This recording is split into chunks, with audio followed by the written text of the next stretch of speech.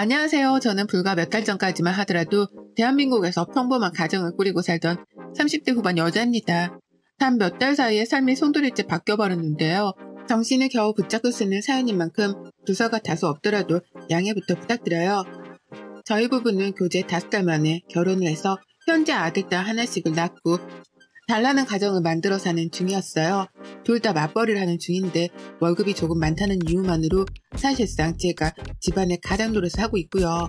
제가 돈을 벌어와 가정에 보태는 만큼 남편도 가사 분담을 많이 나눠 자신의 역할을 하고 살았습니다.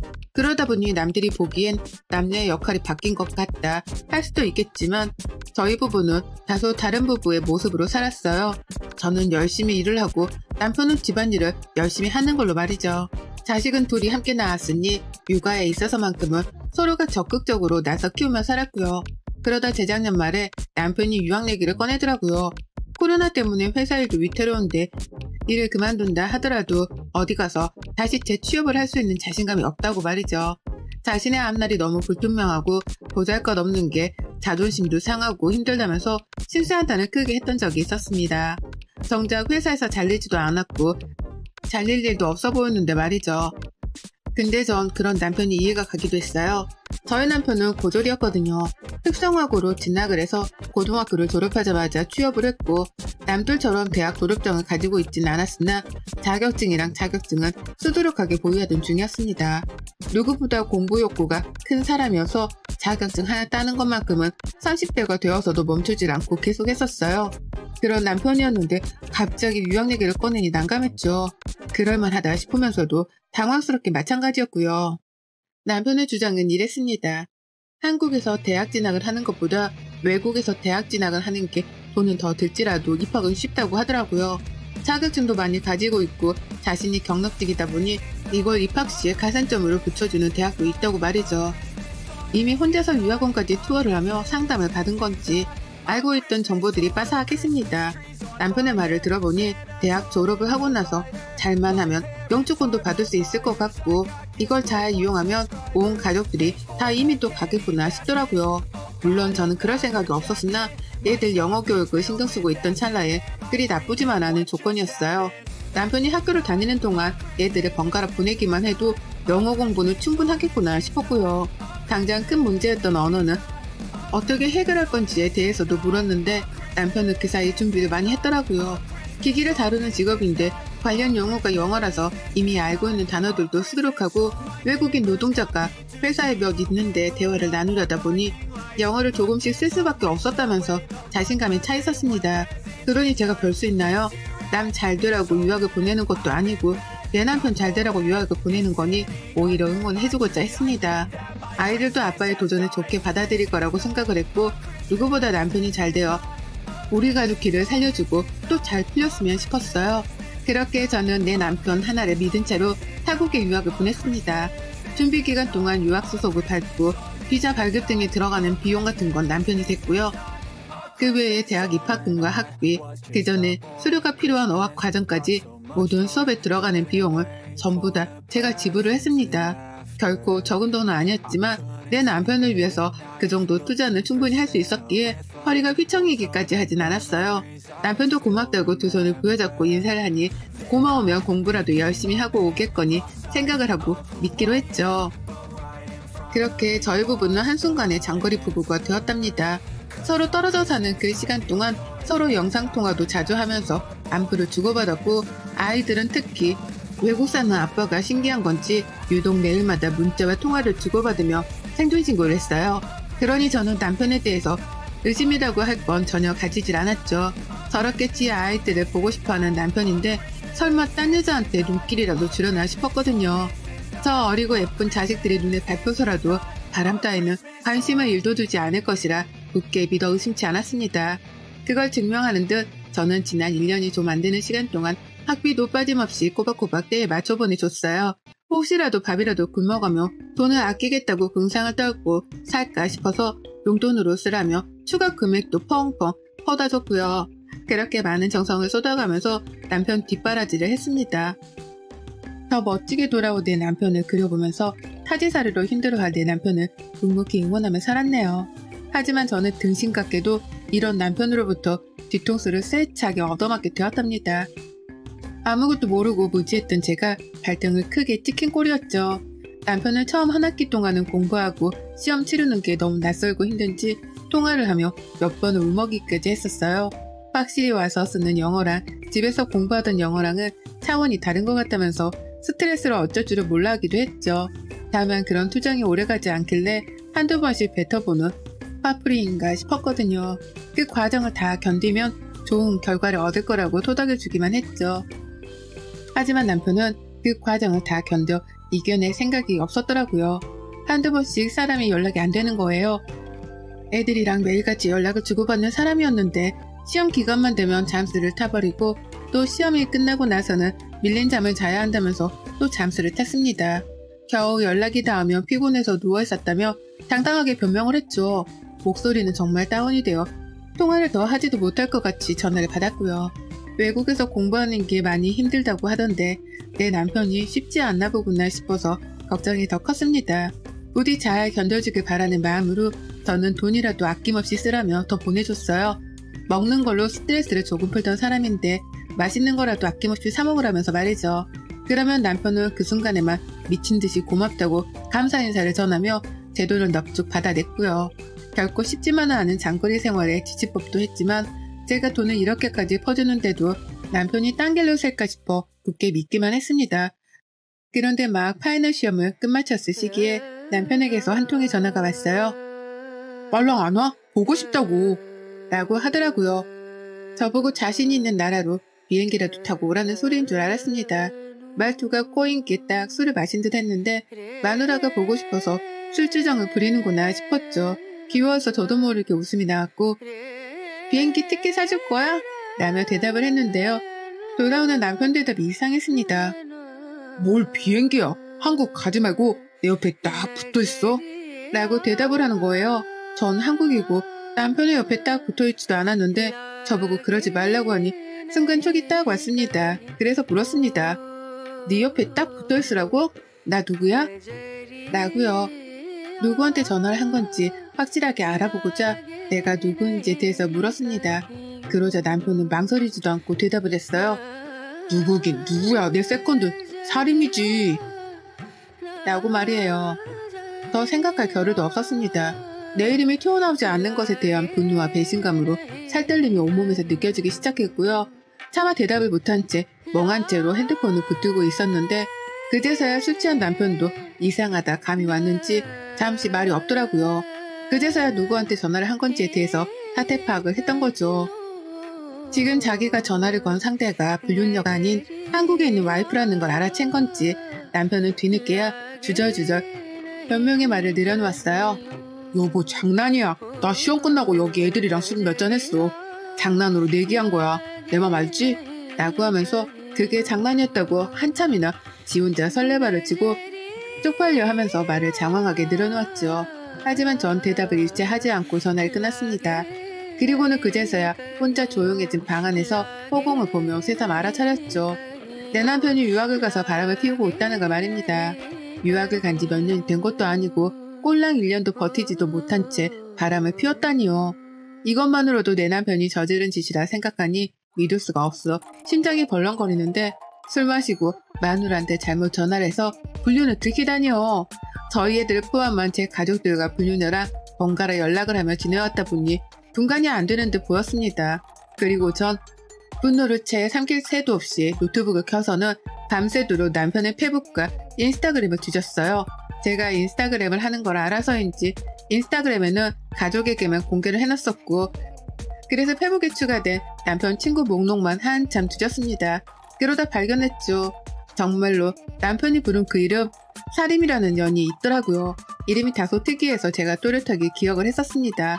그런데요.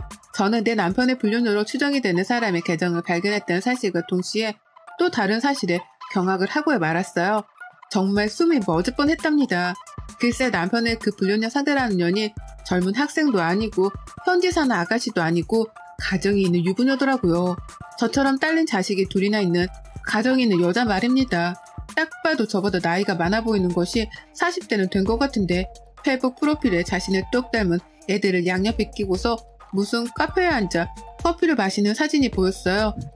남편이 돈이 많은지 외국 호텔인 것 같은데 도대체 내 남편이랑은 어떻게 만나 관계가 그렇게까지 되었는지 사태 파악이 안 되었습니다. 바로 페북 문자를 보냈어요. 망설이지도 않았습니다. 일단 그 불륜녀 사진까지 다 캡처를 했고 내 남편이랑 서로 친구가 되어 있는 것도 캡처를 했어요.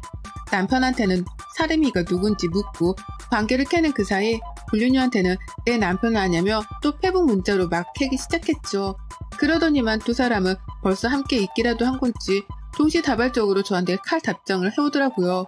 불륜녀는 아무것도 모르는데 오해를 하지 말라며 적반하장으로 화를 냈고 남편은 술 취해 말이 헛나온 거라며 아니라는 변명만 잡아뗐습니다. 여자의 촉이란 게 있잖아요.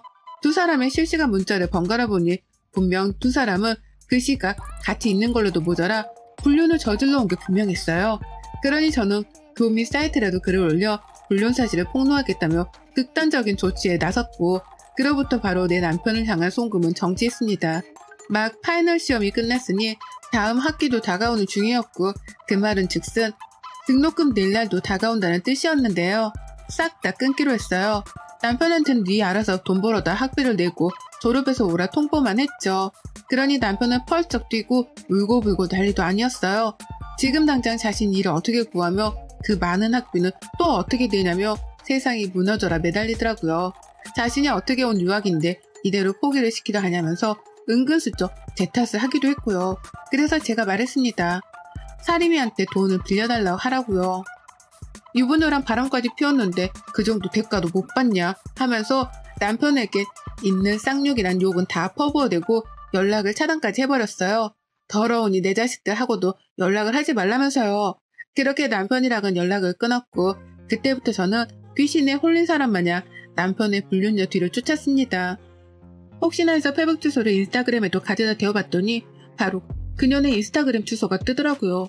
비록 비공개 계정이긴 했지만 불륜녀 남편의 인스타그램까지 발견했고요. 당장에 팔로우 신청을 했고 일주일도 기다리지 않아 팔로워가 되었길래 문자를 보냈습니다. 지금 혹시 외국에 살고 있냐며 부인이 외국에 있냐고 말이죠. 내 남편이 유학을 가서 뒷바라지를 해주던 중이었는데 남편의 불륜 사실을 알게 되었고 그 상대가 당신 부인이라서 이렇게 모래를 무릅쓰고 연락을 하게 되었다며 제 상황을 장황하게 설명해 보냈더니만요. 무슨 일이 벌어진 줄 아세요? 상대방 쪽에서 제 번호를 물어보고서는 바로 전화를 하더라고요. 그 남편도 마누라가 자꾸 연락이 안 되어서 오해를 하던 중이었는데 제 연락을 받은 거라면서 펄쩍 뛰며 욕을 날리고 난리도 아니었습니다.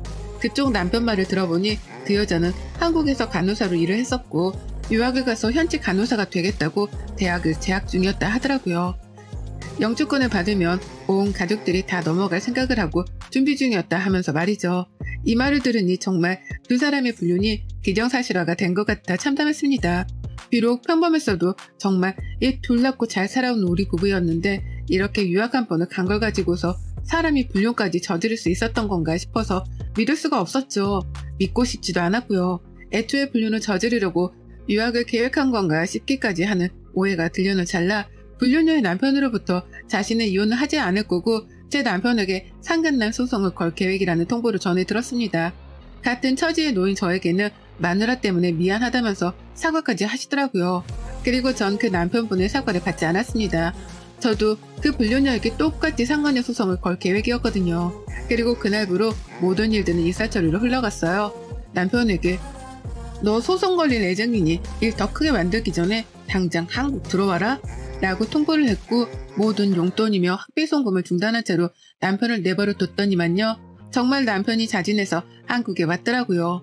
아무래도 제가 계속해서 교민 사회에도 터뜨리고 너가 유학조차 제대로 하지 못하고 살게 될 거라고 반 겁박을 했더니만 거기에 겁을 먹고는 제 화를 풀어주기 위해 돌아온 듯 보였습니다. 하지만 남편은 한국에 들어오자마자 상대방 불륜녀의 남편으로부터 상간난 소송을 당했고요. 뒤늦게야 남편의 불륜녀도 한국에 들어온 걸 알아챈 저도 똑같이 상간녀 소송을 걸며 법적 소송전이 시작되었죠. 그쪽 부부는 서로 이혼할 생각이 없어 보였습니다. 그쪽 남편은 제 남편에게만 상간난 소송을 걸고 부부관계는 그대로 내버려두려 하는 듯 보였죠. 하지만 좀 달랐어요. 이미 송금을 했던 한 학기 등록금에 용돈도 아까워 죽겠는데 그 돈에 고마울 줄도 모른 채 불륜을 저지른 남편의 행동을 도무지 이해할 수 없었거든요.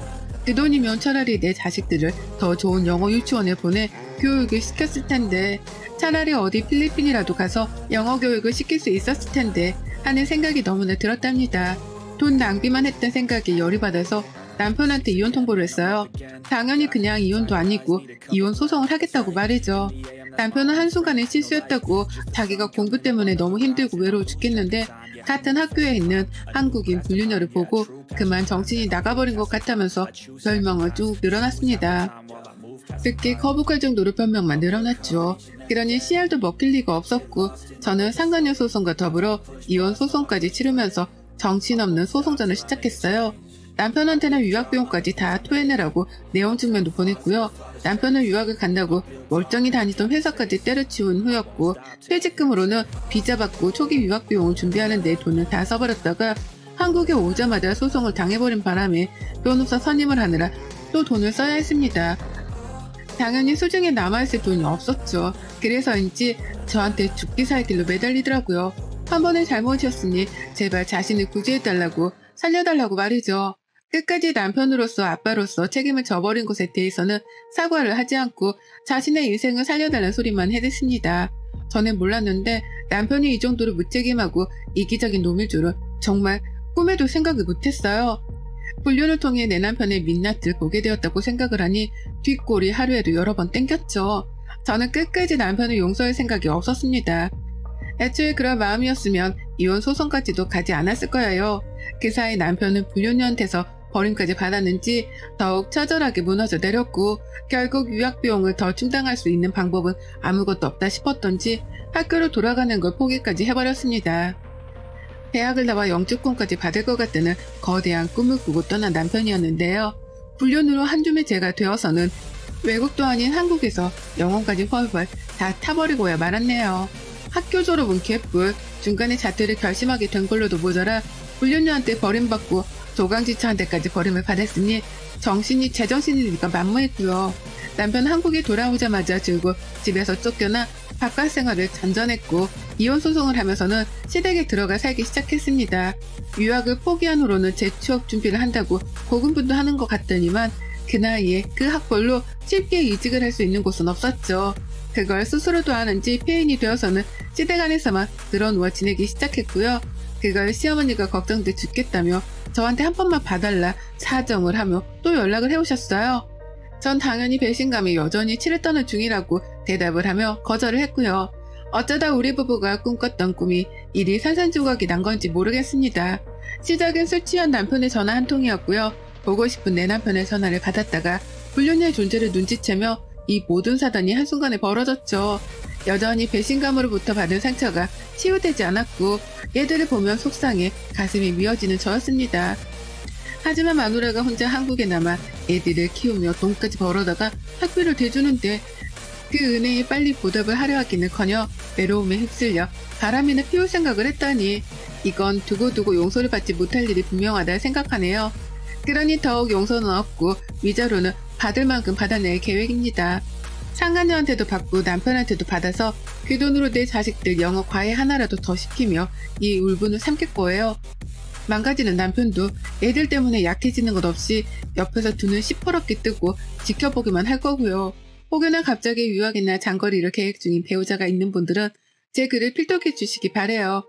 모두가 다 제 남편처럼 쓰레기는 아닐 테지만 일만 하며 안 그러고 살던 사람이 갑자기 와이프 옆에서 멀리 떨어져 살게 되면 정신머리가 이렇게까지 오락가락해질 수 있다는 걸 꼭 알려드리고 싶네요.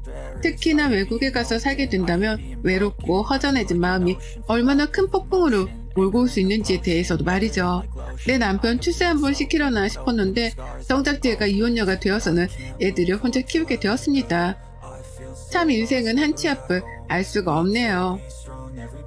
억울해서라도 누구보다 저만 챙기며 애들이랑 단란하게 잘 살아보려 해요.